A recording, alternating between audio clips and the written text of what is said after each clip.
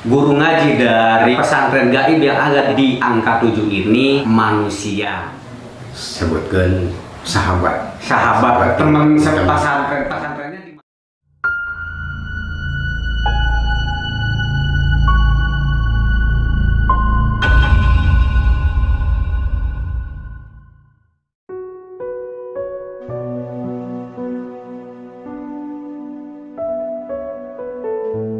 Assalamualaikum warahmatullahi wabarakatuh. Sahabat Sadekala, kita berjumpa lagi di episode spesial yang akan membahas sisi sejarah dan fenomena mistis sekaligus kesaksian narasumber terkait fenomena angka 7. Jangan lupa subscribe, like, komen, dan bagikan biar kearifan lokal ini tidak hilang tertelan zaman. Pajajaran adalah negara masyhur dan besar yang menguasai beberapa negara di dalamnya, di antaranya Kerajaan Talaga. Berdasarkan sejarahnya, tahun 1529, Kerajaan Talaga direbut oleh Cirebon dari negara Pajajaran dalam rangka penyebaran agama Islam. Tetapi Raja-Raja Talaga, yaitu Prabu Siliwangi, Munding Sari Letik, Pucuk Umung, Sunan Parunggangsa, Sunan Wanapri, dan Sunan Ciburang masih menganut agama lama. Sunan Ciburang memiliki putra yang bernama Arya Wangsa Goparana yang merupakan leluhur Eyang Surya Kancana dan merupakan orang pertama yang memeluk Islam. Namun hal tersebut tidak direstui oleh orang tuanya. Akibatnya Arya Wangsa Goparana meninggalkan keraton Talaga dan menuju Sagalaherang yang terletak di Kabupaten Subang. Di Sagalaherang, ia mendirikan pondok pesantren yang digunakan untuk menyebarkan agama Islam. Pada akhir abad ke-17, beliau wafat di Kampung Nangkaberit, Sagalaherang. Beliau meninggalkan beberapa orang putra dan putri, yaitu Jaya Sasana, Chandra Manggala, Santan Kumban, Yudanagar, Nawing Candadirana, Santan Yudanagara, dan Nyimas Murti. Arya Wangsa Goparana menurunkan para bupati Cianjur yang bergelar Wiratanu dan Wiratanu Datar serta para keturunannya. Putra sulungnya, Jaya Sasana ini dikenal sebagai seorang muslim yang saleh. Setelah dewasa, Jaya Sasana meninggalkan Sagalaherang kemudian bermukim di Kampung Cijagang, Cikalong Kulon, Kabupaten Cianjur. Jaya Sasana yang bergelar Arya Wiratanu menjadi Bupati Cianjur pertama sekitar tahun 1677, meninggalkan putra-putrinya sebanyak 10 orang, yaitu Dalem Anom atau Arya Natamanggala, Dalem Arya Martayuda atau Dalem Sarampan, Dalem Arya Tirta di Karawang, Dalem Arya Wira Manggala atau Dalem Tarikolot, Dalem Arya Suradiwangsa atau Dalem Panembong, Nyai Mas Kaluntar, Nyai Mas Karangan, Nyai Mas Jenggot, dan Nyai Mas Bogem. Lalu siapa Eyang Surya Kancana? Jaya Sasana yang bergelar Arya Wiratanu memiliki seorang istri dari bangsa jin Islam dan dikaruniai 3 orang putra-putri, yaitu Raden Eyang Surya Kancana bersemayam di Gunung Gede, Nyimas Endang Kancana alias Endang Sukaisi alias Nyai Maskara yang merupakan putri kedua bersemayam di Gunung Cermai, Andaka Warusa Jagat, putri yang bernama Nyai Mas Endang Raja Mantri bersemayam di Karawang. Lalu bagaimana kaitannya fenomena pesantren jin Gunung Angka 7 dengan sejarah keturunan Dalem Cianjur? Dalam sejarah, salah satu putra Dalem hasil pernikahan dengan putri jin adalah Eyang Haji Surya Kencana. Beliau berkuasa di alam jin dengan kerajaan yang berada di Gunung Gede. Dalam usahanya menyebarkan agama Islam, beliau mendirikan padepokan atau pesantren gaib yang salah satu pesantren terbesarnya berlokasi di Gunung Angka 7 dengan para santri dari golongan jin. Sementara salah satu guru mengaji di alam jin tersebut adalah seorang manusia atau santri dari pesantren Babakan Limus yang sekarang berada di kawasan Pasir Kuda, Kecamatan Kalibaru, Kabupaten Cianjur. Dia dikenal oleh masyarakat dengan nama Mang Sahri atau Aki Sahri dengan gelar Haji Abdul Rahman. Wallahu alam.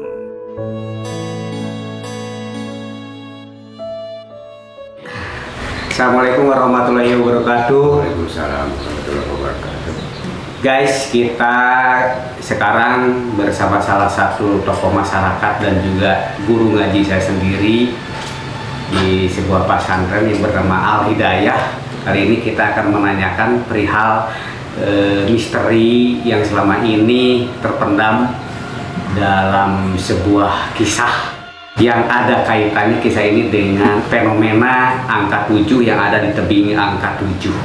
Yang konon di sana terdapat sebuah pesantren besar. Pesantren ini berhubungan dengan pesantren gaib. Ya, dapat dikatakan pesantren jin. Ada sebuah cerita di masyarakat bahwa guru ngaji pesantren gaib yang ada di angka 7 ini ada manusia. Nah, kebetulan di sini ada narasumber yang akan kita tanya. Karena apa? Bertanya pada narasumber yang ada di sini karena notabene bahwa guru ngaji di angka 7 tersebut adalah sahabat dari kakek. Dari kakek ya, dari kakeknya Bapak Ustadz yang kebetulan menjadi orang yang menjadi guru ngaji di sana. Punten ya, naros magi dah kudu jelas gitu. Sabab ya kaitannya jeung perkembangan agama Islam khususnya di Cianjur Selatan. Sokomo merenang ieu mah aya kaitannya jeung alam gaib atau alam jin. Nah, laras ye salah sahiji guru ngajina di eta pesantren jin anu aya di angka 7 teh. Laras. Namina teh Bapak Sahri. Kira-kira lamun tahun eta beh ditu atau tahun sabarahaan kira-kira? Karena tahun 70-an. Eta teh kajadian teh. Kajadianna. Saantesna anjeunna maos ayat-ayat suci Al-Quran anu hubunganana sareng jin anu disebutkan surat jin.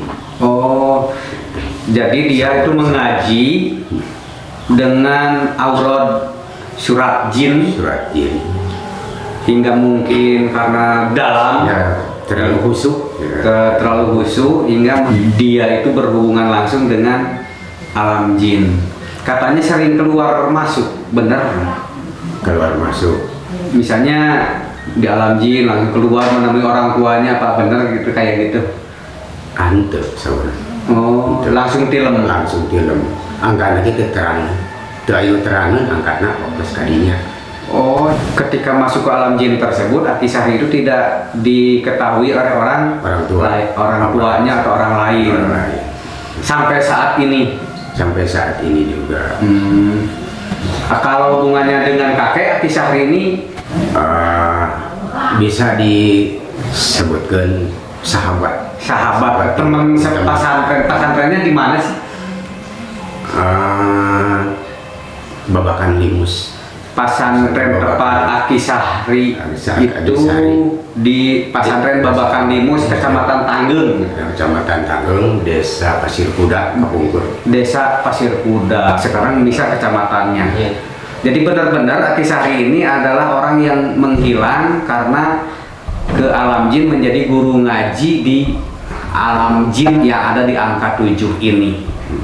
Bukan hanya kakek almarhum saja, mungkin ya sahabatnya juga ada di desa sebelah, almarhum AA yang merupakan Kang Haji Miftah juga. Cikuray. Oh, Kak almarhum Bapak Haji Miftah yang ada di Cikuray. Masih seturunan gitu, masih satu keturunan dengan Bapak Haji Miftah almarhum. Dan semuanya saksi hidupnya sudah almarhum.